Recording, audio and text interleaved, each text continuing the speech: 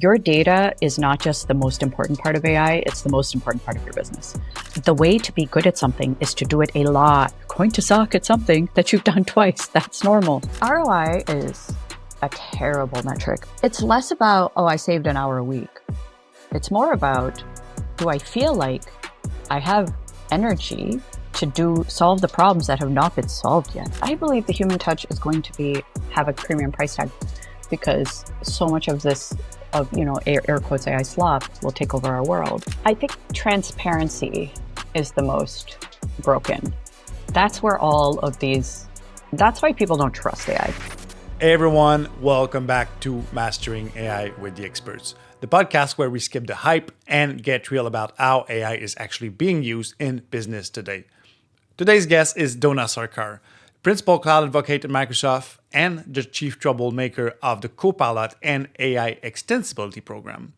Her background spans leading the Windows Insider program, driving inclusive design and accessibility, and even launching a fashion brand and a wine bar. In this episode, we talk about why most AI fails in the real world, how to build agents responsibly, and why the human touch is becoming a premium asset. Dona also shares her personal productivity system and how she's automated a third of her life using AI. This is packed with insights, so let's make sure to stay tuned until the end. Now, let's jump in. Hello, Dona. Thank you so much for joining us today on the podcast. I'm really glad you've been able to find time to join us.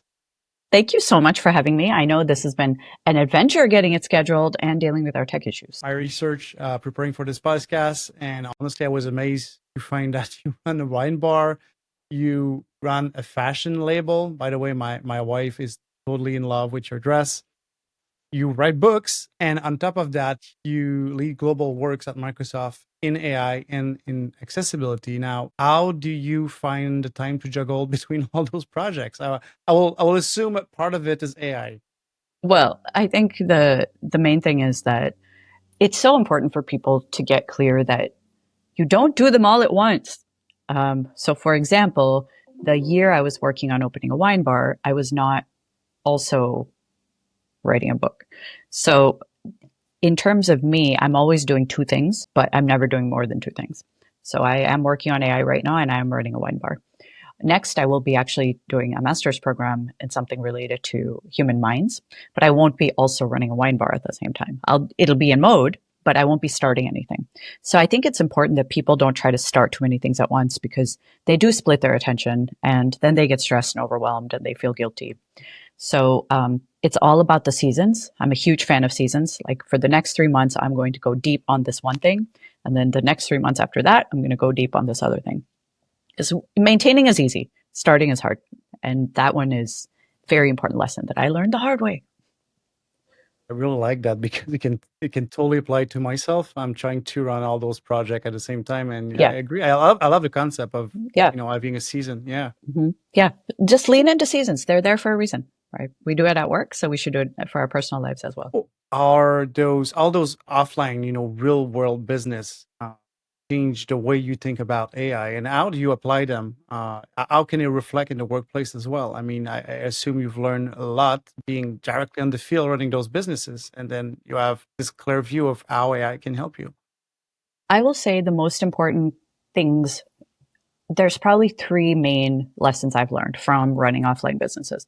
The first one is your data is not just the most important part of AI, it's the most important part of your business.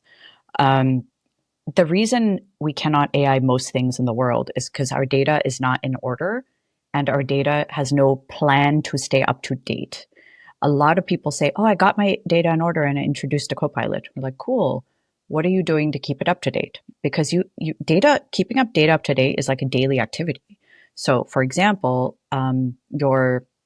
say you create just a report of your earnings from yesterday. And you need to name them correctly. And then you can't name them all earnings July. It has to be earnings July this day, earnings July that day, earnings July this day. But, Samuel, you do a lot of presentations. How many presentations do you have that say, presentation to customer X final, presentation to customer X final, presentation to customer X final for real though, right? So AI is going to reason over all of them, because they're in the same folder. We keep them in the exact same folder.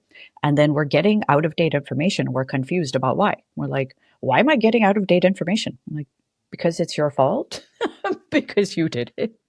AI's, people are like, oh, AI's made up stuff for my data. I'm like, yeah, but it's your data. So that is probably the most important thing, is getting data up to date, getting data cleaned, but also staying up to date has to be someone's job.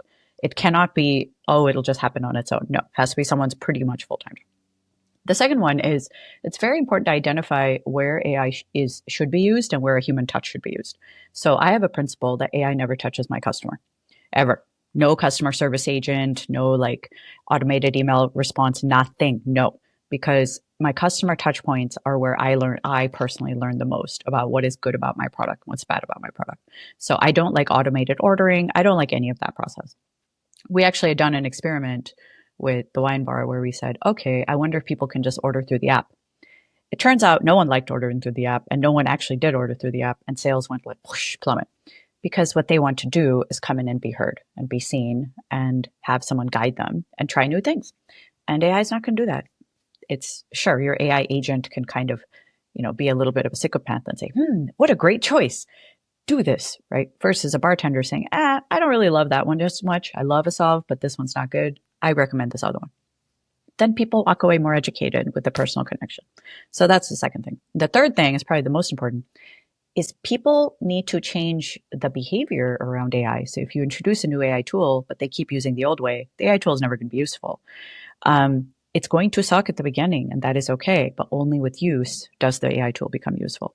But I will say I'm seeing like a tiny micro version of probably every company in the world experiencing these exact same three issues. Interesting. So data governance, something, so much like how many customers ask me to, have 10,000 documents, want to ask a question about it. And first question I'm asking, how many versions of the same documents do you have out there? Because AI is powerful. It's not magic. It doesn't know which one it should use, right? And if you have contradictory information document and another one, it doesn't know which one to take. So yeah. yeah, And that's I every agree. company, every company. Yeah. That's why, I don't believe the demos. People are like, oh, look at my folder. And then AI is giving me answers. I'm like, that folder is pristine, clean, invented yesterday, full of demo data. But where's like your friend's folder that has the exact same document that they downloaded offline to work on it? Because that happened. Where's like the version that's gotten forked and now you have three versions of the same document that we're all working on? And where's the version that you've got like with the latest data from over here, right? And which thing links to it. So the real world is messy and it will never be not messy. So getting AI to work in the real world versus trying to make the real world work with AI, it's an ongoing challenge we're all going to have forever. Honestly, we are. Yeah, I love it. And I also like the fact you're mentioning the human touch. When I Okay. first started to try using ChatGPT at the time, now Copilot, to build my YouTube video or build my podcast questions, I quickly realized it was losing my touch, it was losing my voice, Yes. and I stopped doing that, right? Yeah. Actually, I'm using it for research to find the right sources of information, but then Yes. I read through them by myself, I learn from it. And um, yeah, I really, it really resonates with me, because if you want to have this connection with others, you need to understand, where they came from. You need to understand them, and you can't do that just using AI. So, No, because it becomes generic slop and you can tell right away. Sam, a crazy thing I just heard recently was, there's job postings open up. And when someone posts a job posting, they get probably 1,000 resumes in an hour. And hiring managers are saying there's not even a point to posting jobs anymore, because those 1,000 resumes just all look exactly the same. And we don't even know what's real and what's not real anymore. So hiring managers are saying, I just send my job posting out to my close-knit community and ask them to send me real introductions between me and a person. I don't even care about the resume anymore. I want like a phone call. I want some sort of a real back and forth chat session with this person to see if they're a real person within like the first 5 minutes, because they just don't believe anything anymore. We don't. And now I'm seeing people who are looking to get jobs, and the only people who are getting jobs pretty quickly are the ones who have a warm introduction to the actual hiring manager. We're back to face, like old school. this is almost scary at some point. I mean, and I don't see what's the point of applying for a role you don't have the competencies to have success in it. I just don't understand. But I don't either, but people do it. They'll just say, "Oh, generate me a resume that matches this job description," and they will, and they all look the same. The fact that everyone uses the same prompt is hilarious to me. great. Yeah. Mhm. You can notice. I mean, like you and me were really in the center of the storm, right? In the eye of the storm. And Mhm. I don't know about you, but I can tell if an image is made by AI. I can tell if a post is made by AI. Like there's some easy to identify factors like the overuse of hyphens, that kind of stuff that can tell you it's generated by AI. Yeah. Yeah, you Um, can tell. You can tell in a second. I don't like those LinkedIn posts that are all generated by AI. Like I went to an event recently and every single LinkedIn post talking about the event was the same prompt. And there was like, so honored to be part of blah. Here's three things I learned. The exact same three things. Huge thank you to the organizers and the same six hashtags. I'm like, wow, that's really bad, guys. But because this is your way to really stand out and talk about something insightful about the event and use it to build your personal reputation, but using the exact same AI thing, the fact that I saw, I think 25 exact same LinkedIn posts was wild to me. I look at so oh much wow, AI, so I can tell right away. I can tell in 1 second if something is AI generated. So yeah, it's interesting. We're losing our human touch, but I think it'll swing back the other way because the AI generated things will get kind of down, and the obviously human things will go up. But it's like, do you remember when social media first came out? We used those tools to auto schedule stuff, yeah, and a bunch of yeah. them got blocked, and they never got visibility. The people who kind of spam links, those got down on the algorithm. And the only ones that really showed up were the ones that were obviously human with the high engagement. So I think we're about to see the same thing in the AI verse. But it's the pendulum. We're like this way, that way, this way. So not no, it's not new, but it's not new, but it's annoying. I've noticed on LinkedIn, I made a post recently, and I just generated an image using Copilot. The post was from me, but the image was from Copilot, and I noticed that LinkedIn put this little CR tag on top of the image saying it was generated by AI. So I think we will adapt, like you said. We're at one side of the spectrum. Everybody's experiencing, everybody's getting used to AI and trying to use it everywhere and anywhere. At some point, we will go to the other side of the pendulum. Yeah. Talking of LinkedIn, you recently posted about the AI bot and factor that basically you can use to help teams understand how ready they are to adopt AI. So can you expand a bit on it? Or what is it? How do you use it? So I think what's really important is that people people are really confused about their own readiness. And I think before people get too far along this path, they have to understand where they're at as a human or as an organization, right? And so much of it is saying, do you have scenarios that you would like to try AI on? And I've got, a bit of not a framework per se, but I have a mindset around this whole concept. The first one is you want to really meet people where they are in their work, whether that's you or whether your colleagues who you're working with. And once you're there, you say, what does your daily day look like? Step one, step two, step three. I wind up doing this over and over. Then you ask them, okay, here's your daily day. How often do these activities often? How often? Let's see if AI can help you with some of these more repetitive activities that do not touch other people, that more help you, but you can tell in 1 second if it's wrong or right. So, how can you use AI to do those things first, gauge the score, and say, okay, AI actually did a good job here, 3 out of 3, yay. Or AI did a terrible job, 1 out of 3. Or AI did kind of okay, I would try it again. But I think we have to get sciencey.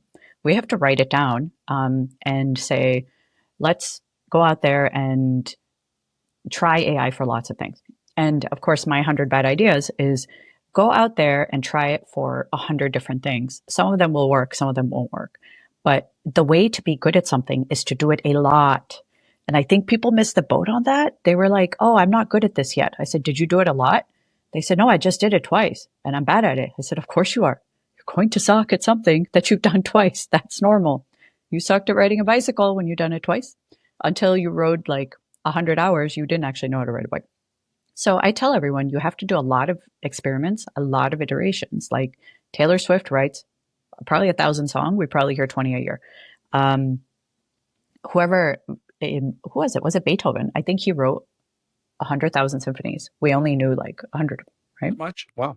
Yeah. Da Vinci painted probably millions of paintings. We only saw X many. So to do something well, you have to do it a lot. And out of it comes some diamonds in the rough and say, okay, these are the ones that worked.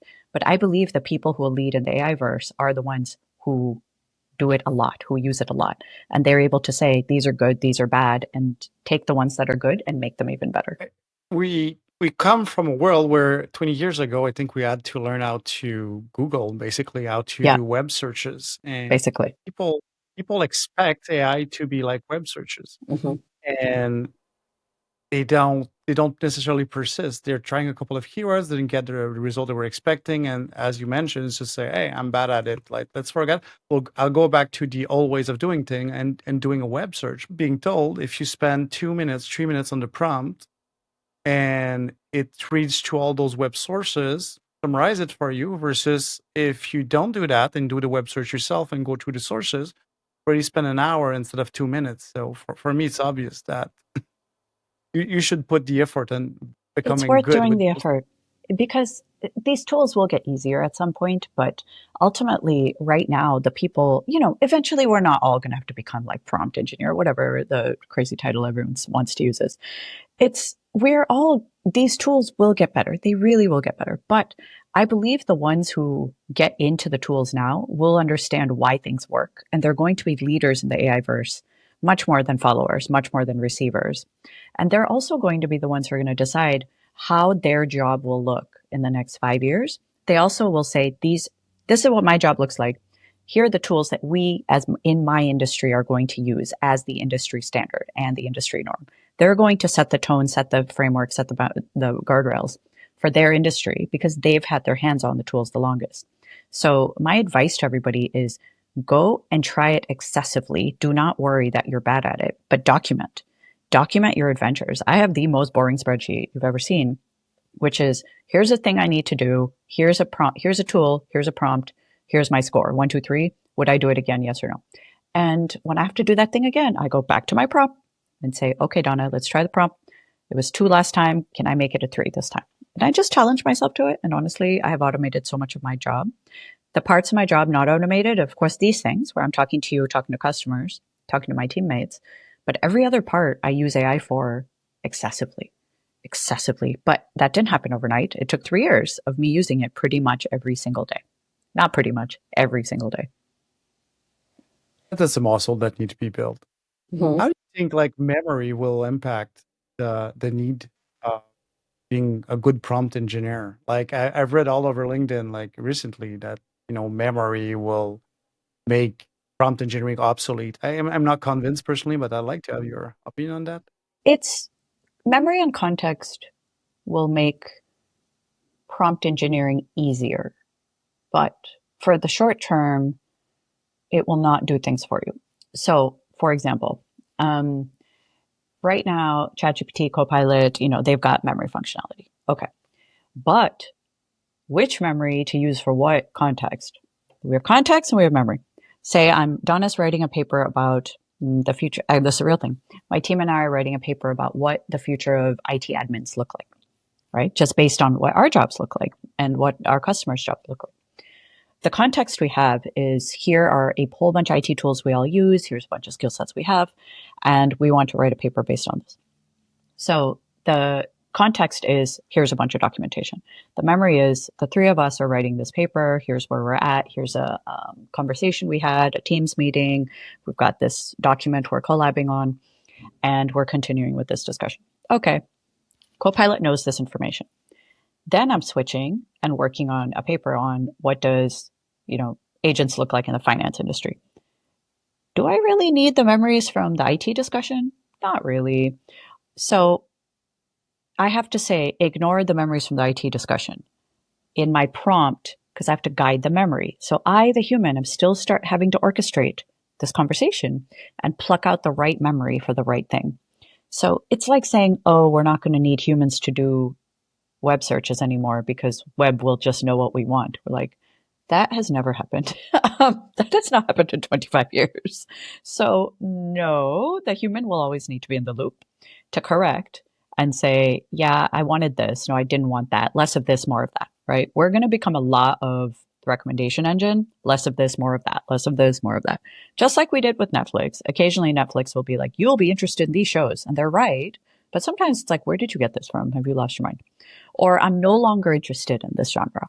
I was really into murder stuff for a while, but then I got scared. So now I'm not into murder stuff anymore. So computing is binary. The thing you teach it, it's going to give back to you. It does not have the, high intensity human emotions, our moods and fancies. And we need to continue to train it with more of this, less of that. Even with AI, we always have to have a human in the loop. So I love how everyone thinks agents are the solution to the universe. I'm like, guys, agents are AI with automation, context, and memory. That is what agents are. They have context, they have memory baked in, and they have tools so they can take actions on your behalf with guardrails. But agents are not going to solve your problems. So I'll give you my spell check example. Once upon a time, and you, Samuel, might be too young to remember, we used to open a Word document, write a paper, and we used to go to the edit menu and choose spell check. And then a spell check agent would pop up and it would highlight each word that's spelled wrong. And you'd have to choose which spelling you want. We had to summon it to do work. Then people figured out, wait, you shouldn't have to summon spell check. Let's put a red squiggly under all the words that are wrong. Then you'd right click on those. You didn't have to summon. It's telling you, it's prompting you now. Like, yo, something's wrong. Yo, something's wrong. Yo, something's wrong. First you prompted it, then it prompted you. Okay, you right click, accept. It makes suggestions. Now you spell things wrong, it fixes it in real life, real time for you. You don't even notice that you can't spell. We don't know we can't spell anymore because spell check just kind of does it for us. Now, all the systems are still there. We still have guardrails saying, no, my last name really is spelled like that. Add it to the library, right? And no, I am in fact writing in French Canadian, so please switch the language. No, all these words are not wrong. So technically, the job of spelling, we don't need to learn spelling anymore. Technically, right? We haven't needed to know spelling in our lifetime. But sure as heck, we still have spelling bees. Sure as heck, people learn spelling in schools. Because at the end of the day, we still have to show up as human, knowing how to be literate. So I don't agree that agents are going to take away all of our problems. It's going to make it easier, but and like we were talking about, AI is not going to write a good paper for us. It's actually going to be pretty terrible. And we still need to have the core building blocks on how to do basic activities and let AI augment us, like hardcore augment us. But I really don't think agents are just going to solve all of our problems the way we love for things to come along and solve all of our problems. Agents are going to continue to not solve all of our problems. I love this perspective because that's sometimes you just read like things on LinkedIn, like basically telling us that we're doomed and we'll all be out of a job in the next 10 years because of agents. But I agree with you. It's basic automation. It's powerful, but it won't solve it all. You still need a human in the loop. You still need someone to take the decision and to, bring the agent on the right path. Because right now, by experience, I know it's not always the case. It is very powerful, but it's in some use cases, not everywhere. What makes me mad are these CEOs who go out there and say insane shit. And excuse my language, but it's just basic things that we know are lies. So Mark Benioff went out there on CNBC, I think last week, 3 weeks ago, and said AI is doing, or agents are doing 50% of the work at Salesforce. Like, which work? If we call recording meetings work, sure. If we call writing papers work, sure. People are using AI to do those things. I believe that. But agents in isolation are not doing 50% of the work at Salesforce because Salesforce is still 500,000 people. And they're not getting 500,000 times more benefit. So that's just not true. So I always push down on it when people say these things. I'm like, which work? Which agent? What does it do? So whenever anyone says, "Oh, we have X many agents doing stuff," I'm like, "I've not seen one, so I don't know what we're talking about exactly." Um, so I think people are out there sensationalizing AI because they need to justify the amount of time and money they've spent on it, which is okay. I don't mind that. But I always go to the heart of the matter and I say, why are you talking about this? What is your motivation? What motivates you to go out and tell the world this? What are you selling? Right? What are you selling me? And do you have a case study of not you that proves that this is true or not? Right. So I am naturally extremely suspicious because I'm a dev, that's what we do. People are like, this is working. I'm like, no, it's not. No, it's not. Works on my machine does not work here in this case. No, no, no. So these executives who go out there and spread things that just are not true to me are hilarious because, like, guy, we are not stupid. We've worked for a long time. Anytime someone says thing is going to come along and change the industry in a year, I'm like, 20 years? Yes. 1 year? Nope. Nothing has ever changed the industry in 1 year. The thing is, it's super confusing for our customers out there, Mm-hmm. and So confusing. CIOs are whoever is thinking of learning about AI. It's going so fast. There's so Yeah. much noise that Yeah. some people just give up trying to learn on those stuff because they're telling themselves, "Hey, anyway, I'm out of a job in 5 years. Why should I even care?" So yeah, that's what I've seen and noticed as well. It's like it could scare people away almost sometimes. It does because people get stressed. They're saying the message we're putting out there into the world that I really don't like is if you if you are not using AI, you're falling behind. And I don't like that. Samuel, that makes me mad because we're saying you're already out of the club. And that is not healthy. Instead, I think it's much better to say if you're not using AI, that's absolutely fine, given all the misinformation out there.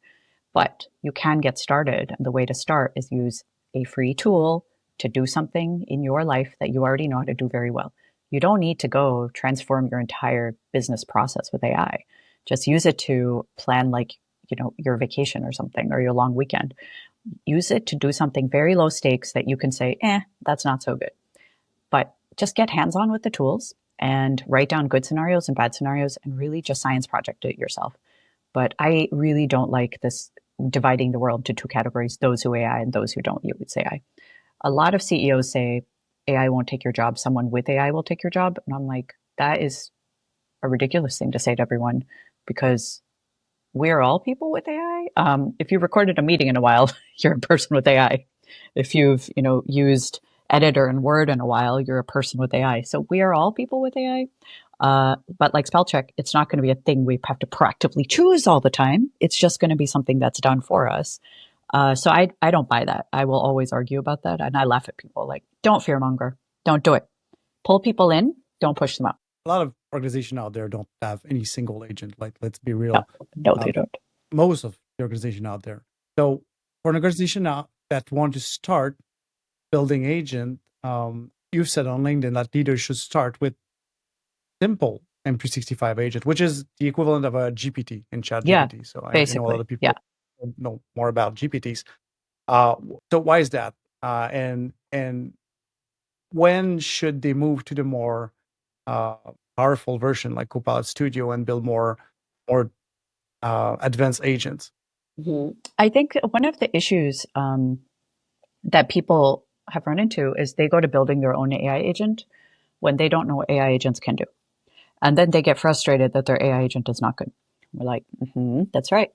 Because again, back to our initial convo, the first order of business is your data. And they're like, my AI agent sucks. It's not able to give me any good answers. We're like, right, where's your data?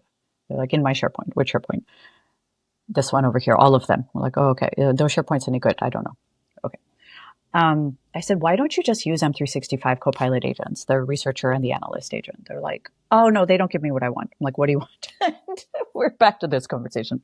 So I tell everybody before you go to build the car, maybe learn to drive, right? So learn what AI is, learn what it can do, what it's good for, what it's bad for, what kind of data do you need. If M365 is giving you terrible results, your data is probably not that good.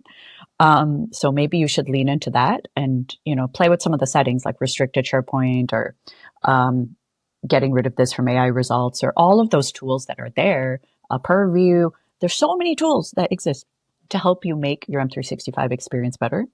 And of course, it's not the most end all be all tool on the planet, but it's probably the best starter tool out there. Because first, you got your guardrails. You're not going to leak data anywhere strange. You're not going to do anything weird with tools. A lot of people like to jam tools into their AI, like, oh, I want to write to a database. No, no, no, no, no, no. You will not write to a database through AI until you know what you're doing. People have overwritten their entire ADO by being creative, right? We're like, are you ready to overwrite your ADO? But it's like, the great power, great responsibility thing. You need to learn great responsibility before you start exercising this great power that you have. So I tell leaders, get hands-on with M365 Copilot because the guardrails are already there. It's very, very hard to mess this up and to do anything terrible to your enterprise because it is an internal tool by design. Nothing will be pasted on the internet from your M365 Copilot by accident. Copilot Studio, one step less guardrails, where yes, you can build a Copilot reasoning over your internal data, but you are not going to paste that. You're not going to post that Copilot externally because you can't. Like you have to do some admin rigmarole to be able to do it. If you've got external data, then you can post externally. If you've got internal data, you post internally. Makes sense. So you've got a little more freedom, but still guardrails. And then the content moderation is done for you. So you don't need to sit around and think all day like, should I say low on violence? You don't need to overthink this. But once you start using more advanced tools like Azure AI Foundry, that's when you probably need a dev. I say you're probably going to want a dev. You're probably going to want what I call a responsible AI expert to be able to go and just put a framework in place around what are you using this for? Oh, finance data. Okay. You're going to need a lot more responsible AI guardrails around this because this is not a thing where it's a very regulated industry. This is not a place where you can have a lot of creativity in your results. So security, accuracy of answers winds up being a lot more important. But I truly believe the adopt, get familiar with that, and then build more. That's probably the framework that people should be following. Talking of framework, you came with this workflow homework. I'll call it a framework, which was like 4 steps in identifying where you can use AI. And let's say I'm a finance manager and I want to apply this framework. How that will look like in practice? So I actually recommend that I learned the framework from Amy Hood's team, by the way. Okay. Yes. So Amy Hood, for our listeners, Amy Hood is the CFO of Microsoft, and she was one of the first adopters of AI across the company. And she said, what is this thing that we're investing a lot of money in? Let's get our hands in it. Because Amy is a woman who wants to know, right? She's extremely technical and really wants to know what's up. So she assigned think of it like a mini chief AI officer for her company, for her organization. Her name is MJ. And MJ's job was to set up this AI program. And they had they have a very good program. They said, we're going to roll out M365 Copilot. We're going to have a AI champion per discipline in finance. So the financial analysts, the financial projectors, the people who put together earnings report, these other jobs. Each one of these jobs pony up AI champion. And I'm going to gather the AI champions every week. And with those AI champions, we're going to talk about what are some scenarios that are very common for you. And please use M365 to try to automate some of the middle parts of this job you've got. Like grab the earnings results from last quarter and use them to make new earnings reports. That didn't work. Why? Let's look at why. So it was really working with those champions to create prompt library for each of those specific roles. So they said, this is a prompt for finance people, analysts, projectors, blah. And then they had demo days. So they would have demo days to executives. And they would say, hey, we are going to demo how to automate this part of our job using AI on every other Friday for 30 minutes. And we always want a new person coming and demoing. And dear executive, you have to demo too. So that was what I found to be quite magical. And then I've adopted that same method with a bunch of variations for all of the customers who I wind up working with and all the organizations, which is to get really, really tactical about getting hands-on together as a group. So I worked in what we called CLA, our legal department, in accessibility, and I drove AI for the accessibility team for about a year and a half when I worked there. That was actually when Copilot was introduced. So I said, we need to get hands-on on this. So I had to lunch and learns all the time, and to first talking about what is AI, how does it work? Let's actually use just the sandbox tool and change the various things around, like temperature high, temperature low, prompt here, prompt there. So people stop being afraid of the tool. It stopped being this weird black box that everyone's afraid of. Then it's like, let's try prompts as a group. So in our lunch and learn, it's everyone type in the little box. How do you, help me write a contract, help me draft an email, help me process these applications, et cetera, et cetera. We actually had like hands-on lunch and learn time. But I think the only way to drive AI adoption is, this sounds bad, but by force. You have to make it part of people's jobs, and you have to do it kind of as a group. Those are the ones I've seen work all the time. The ones where everyone says, oh, everyone in my company go learn it.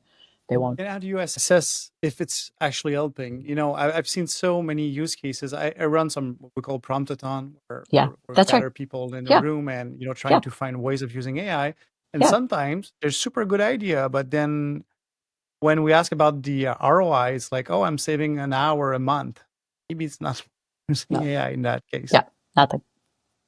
So do you So have a framework to yeah, ROI is a terrible metric because we're all trying to measure ROI of yesterday's problems.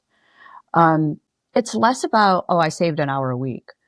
It's more about, do I feel like I have energy to solve the problems that have not been solved yet?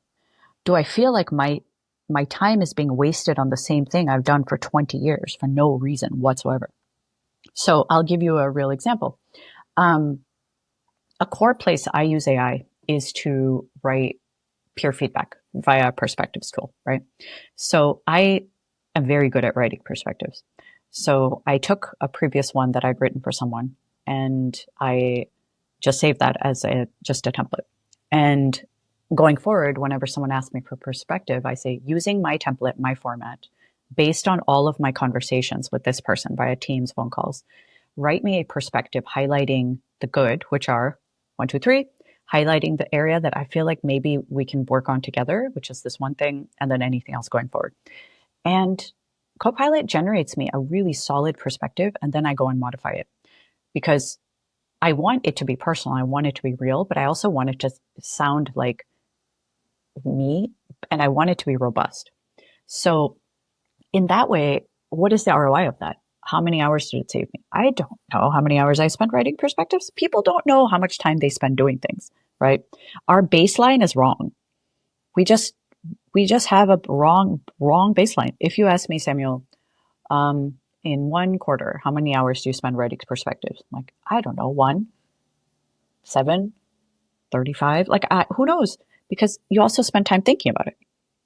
And we're not lawyers. We're not good at this. We're not good at billing for the time we spent thinking about it. We just bill for the time that we actually put hands on keyboard.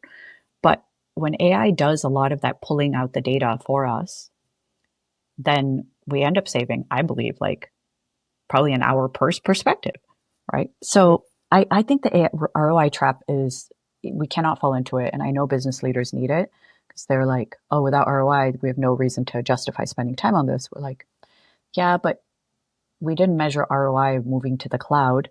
It was just a thing we should do. We didn't say, why should we migrate from on-prem to Azure? We're like, well, when there's an outage, you need to plan for it. Well, what if there isn't an outage? I think the global pandemic proved we had the biggest outage in the whole world, right? It's more about future prepping than about just putting band-aids on current solutions. But when leaders get stuck on ROI, I'm like, you know what? Forget ROI. Work on something you've never been able to solve before. There's your ROI. I love that. Yeah, you've never been able to solve it in your entire life, because you can't. You don't have time, you don't have energy, you have no idea how to do it. Find some person who's never tackled this before, get them on it, give them, I don't know, 3 weeks, 6 weeks, 3 months, some number of days to go solve it with AI. Like, go. Anyway, you're not going to solve it because you have not solved it. So go forth and do a future thing. That's great.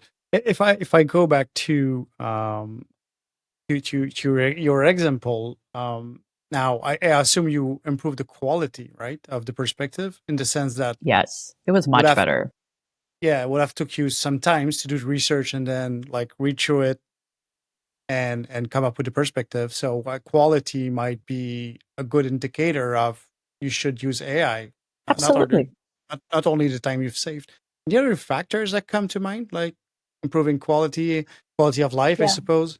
It's quality of life. Reducing burnout, I think, is Mm. important because I used to dread the season, not because I didn't love giving my colleagues feedback, but because it felt so annoying in the formal process. If a colleague called me on the phone and says, Donna, do you like working with me? I'd be like, yes, why? And I tell them, blah, blah, blah, blah, blah, blah, blah.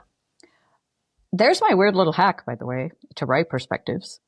I said, can I call you? They're like, okay, weirdo. I said, 15-minute call. I want to tell you why I like you. They're like, okay. So I call them and I say, you know what I like working about you? Blah, blah, blah, blah, blah, blah, blah. They're like, oh, wow, thank you. I'm like, I'm putting that in your perspective so your boss can see it too. Appreciate you. Bye. Done. Done. Right? That's a good idea. Love it. Weird hack, but works Yeah. because they get it. They get it from me. They're not like, this is some AI generated slop. They got to hear it from me. We have a beautiful conversation. When was the last time, Samuel, you called someone and told them how much you like working with them? And you just gave them to them straight for 15 minutes. And then you jam that meeting recap into a perspective, or you tell Copilot, make a perspective out of this and jam that in the tool. And their boss like, wow, that's really nice. And they know it's real, right? They know it's real. Do Do you that. Do still that. keep? Yeah, I Yeah. will. I will Do actually. it. It's interesting because you keep you keep the human touch Yeah. still using AI. That's Yeah, great. I'm a big fan of the human touch. I believe the human touch is going to have a premium price tag because so much of this of air quotes AI slop will take over our world. We won't believe anything anymore that's written down. We won't believe anything on a screen. So the human touch, I believe, is going to carry a premium price tag going forward. That's what I think as well. I was worried at some point, like, oh, I have my YouTube channel now. Yep. AI can do podcasts. I'm like, No. Nope. will I? Where will I be in 10 years? Where will I still be relevant? But I personally, I'm not that interested in a podcast between two AIs, except Oh. is to learn a certain subject very Yeah. fast while I'm transiting. Yeah. But other than that, I still want to have the emotion. I still want Yeah. to, hear the mistakes that you can make during a podcast. Yeah, I want to know hesitations, this etc. person's a real person, right? I Yeah, want to know I I agree. can run into them on the street. So I'll give you the example of why I don't think we're going to be entertained by AI doing stuff with AI. Um, was it 1997 that IBM's Deep Blue beat Gary Kasparov in chess? Do you remember? That was 30 something years ago, almost 30 years ago. We still watch chess.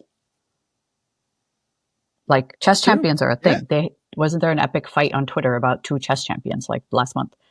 We're obsessed with chess. People love to learn chess. Kids are 7-year-olds learning chess. Why? If AI can do it better than us, why do we even bother? It's because no one cares about watching AI play AI.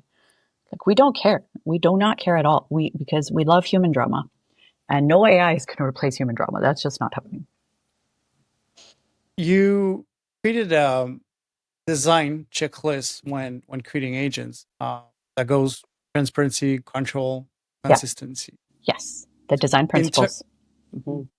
What does that mean in term, like in business term, like for a BDM out there want to start building agents? So how do you apply this framework Well, the or big thing checklist? is it can be summarized into just three basic things that they should remember. One, the person should know that this is an AI agent that they are dealing with. As soon as we get into the business of saying, hello, this is a person, please talk to me about your issues, and it's not, you're breaking the most important responsible AI principle of all, which is disclosure and transparency that this is an AI agent that you're dealing with. So that's probably the first one is transparency that this is an AI agent. Here's what the agent can do. Here's what the agent cannot do. And here is how you should interact with the agent. So that's one called transparency. Second one, control. How do I control the results or the outcome or whatever it is? Do I have any control at all? So you can say, please talk to me only in Spanish. That's control. Please delete everything I ask you. That's control. Please remember this conversation for next time. That's control. So you have to be so clear on what control the user has and what control the user does not have with this AI agent. And I do believe that we should have more control over AI agents that work like within a company rather than it just being a one size fits all. But be very clear over what control the user does have. And the third one is basic design, which is don't make it weird. A lot of people try to get clever. They're like, I'm going to have the upload button be, I don't know, a starfish. We're like, why? Just have it be the little arrow, but the box that it's always been for 20 years. I'm going to have the save icon. Paper clips are so last year, or attach, what is it? The floppy drive icon is so 35 years ago. I want the save icon to be the moon. Like, why? No one knows what that means. Just stick to the design principles that have been around since the beginning of computing. People are like, oh, the youth don't know what a save icon is. I'm like, every youth knows what a save icon is. Every youth.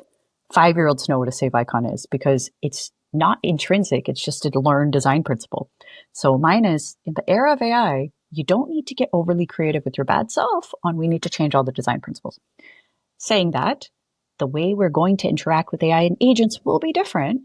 I believe we're going to have more adaptive UX. So for example, some scenarios will be a more talking to, and some scenarios will be a seeing, and some scenarios will be typing. But it won't be all. I won't be yelling at a screen all the time. I'm not doing that at work. But I'm also not going to be typing as I drive. And I'm also not going to be, doing eye gaze for many things. So UX will adapt for the scenario, but also for us. And that's where accessibility matters, because I want people to have more control over how they interact with technology just based on their specific needs and the way the world is designed. So it's old school inclusive design principles. But in the era of AI, I think we have such an opportunity because AI can do so many things. We can improve design, but again, put it back in the humans' hands, humans' control, and say, how do you want to deal with your AI? So as we design things, it's so important to make sure everyone knows how to use it, but also give them the choice to use it the way they choose. Just the voice capabilities nowadays is just Right. incredibly powerful. I mean, It's it's not incredible. like 5 years ago it was okay, but it was, Yeah. you know, Okay. now anybody basically that can't use a keyboard can leverage AI, which Absolutely right. very, very powerful. Yeah. The problem is most AI tools are not accessible. So they Yeah. don't Yeah. have the right, they're not accessible yet because most developers have never learned accessibility. They've never learned to put the right tags and labels on various elements to make them clickable by voice tools or by screen readers. And that was what I learned in accessibility. Accessibility is not a human problem, it's a tech problem. It's that we don't teach devs how to write accessible code. And by the way, all these automatic code writers like GitHub Copilot, Cursor, whatever, they write horribly in accessible code. That code, because it's trained on, of course, you know why? Because it's trained on inaccessible code. We're back to data. We're back to data. I was looking recently, if Copilot can read images inside of PDF, and the answer Yes. was yes, if there's Yes. alt text, right? Yes. But And most guess of how many them, PDFs have alt text? Nope. not much. Nope, nope, nope, nope, nope, nope. I know. I'm like, guys, if you think AI is going to solve accessibility without us being involved, no, the data's not there. We haven't done the good job with the data yet. We haven't. It's like the fact that, those LLMs are totally biases on the data they've been trained on, right? So it's Exactly. mainly, Everyone's like, oh, AI is biased. I'm like, so are you. They were like, hey, I'm like, no, you are. You are. It's your fault. Why are you blaming LLM? It's your fault. which one of those point like transparency, control, and consistency do you think are skipped most often? And what does it breaks when it does? I think transparency is the most broken. That's where all of these, that's why people don't trust AI because we lie so much. Oh gosh, we lie. We lie over what AI can do more, right? We go out there and claim AI can do all those things. And it might work in isolation in a demo environment, but let me get my hands on that for a week with real data, and AI will not do that thing very well. right now we're in a phase of the industry where everyone is claiming AI is much better than it is.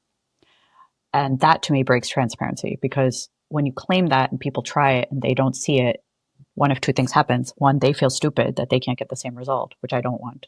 Or the second, they say, everything about AI is a lie. I'm never going to use this again. You're like, no. Because the truth is always somewhere in the middle, right? It's AI was good for it in these scenarios, but it was quite terrible in these other scenarios. And that is okay. So I think transparency is broken the most. And until we get right with that and start fixing it as an industry, people aren't going to believe us. They really are not. Because many people have been burned by it, and the other ones are like, I got sold a hill of beans. People say, oh, this AI will solve all my problems, and it has not solved any. I'm like, we shouldn't have told them that. So we've done this to ourselves, Samuel. We have. This is our own fault. This is.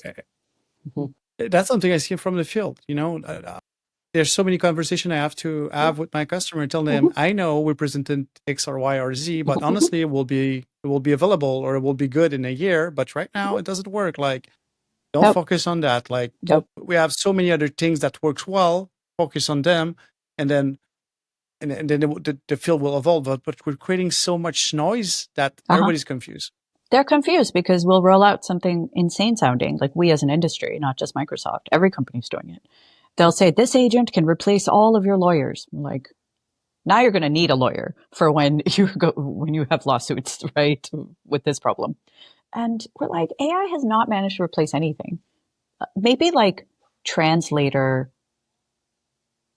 something basic, like some basic translator, not even like a real translator who helps you in social situations. It makes me really mad when people say AI is going to replace like some sort of a support human for people. Like, oh, deaf people don't need a sign interpreter anymore because AI will just do it. I'm like, have you never met a deaf person? Because they don't like to have a conversation with a thing in their face and you the whole time translating what you're saying between this screen and this. That's the kind of whiplash and the overload is too much. The sign interpreter is there to help them have the conversation with humans. They're not. We could have solved this problem with, sign language on a screen like years ago. That's not the problem. It's trying to solve a problem for audiences you do not belong to. That's why I think it's more important for everyone in the world to get more involved in the creating of AI rather than just the consuming. Because if we rely on basically like tech bros to do consuming or creating, the world's going to be set up for tech bros, not for everybody in the world. Interesting. I was listening to a podcast with Sam Altman recently, where was covering a lot of those aspects, but was mentioning that people are using like ChatGPT as their therapist, but there's no legal protection on those Yeah. conversations. So mine is like, okay, you tell them, yes, you should go back to meth. Now what? Whose fault is this? Right? We're back to the human accountability problem. Okay. Whose fault is it? If someone who's recovering from being a drug addict was advised to use meth with ChatGPT, whose fault is it? Is it theirs? Is it ChatGPT's fault? Is it OpenAI's fault? Is it Microsoft's fault? Is it the therapist who did human in the loop stuff fault? We don't know. Is it NVIDIA's fault for providing the GPUs? The finger pointing, Samuel, has just started. Right? It's Yes, just it's just starting. started. Yeah, Yeah. just starting. But we've been here before. We've been here before. We went through this with the cloud stuff. We had a cloud outage. Whose fault is it? The company who didn't know how to do migration correctly? Is it Azure's fault? Is it the country who owns the data center land? Is it the electrical grid? Whose fault is it? I don't know. 10 levels of fault, but ultimately, what are you going to do to harden this so it doesn't happen again? I think fixating on fault is useless because it's everyone's fault, no one's. Instead, how do you harden this, build resiliency in so it does not happen again, more than pointing fingers, because there's no simple answer. I think in AI, everyone expects a silver bullet solution, but given the problem is not a werewolf, there's no silver bullet. It's an everyone problem. Of it. We're almost at the end of our time. I Yes. had a lot more questions, but I'll start wrapping up with a new segment. So you're my first guest to experience this segment, which I call segment what the segment is called One Tip, One Vision, where I like you to share your number one productivity tip, like the one you couldn't live without it, using AI, obviously, in your own work. And then telling us how you think AI will affect us in the next 10 years. How do you think it will change the way we live and we work? So let's start with your number one productivity tip. My number one productivity tip is to write down your activities over a course of a day, like legitly sit down and say, I'm doing this, write it down. I'm doing this, write it down. And then figure out how to augment one third of those activities with AI and give yourself that challenge and then document what's going well and what's not going well. Because the only person who can tell you how to use AI in your work is you, because no two people's workflows are the same. So I believe that every one of us should become the AI power user, the AI super user of our own life first before getting creative with trying to change the world with AI. So I have become an AI super user of my life. It took me 6 months. It was not me who know every tool. It took me 6 months to automate one third of my life with AI.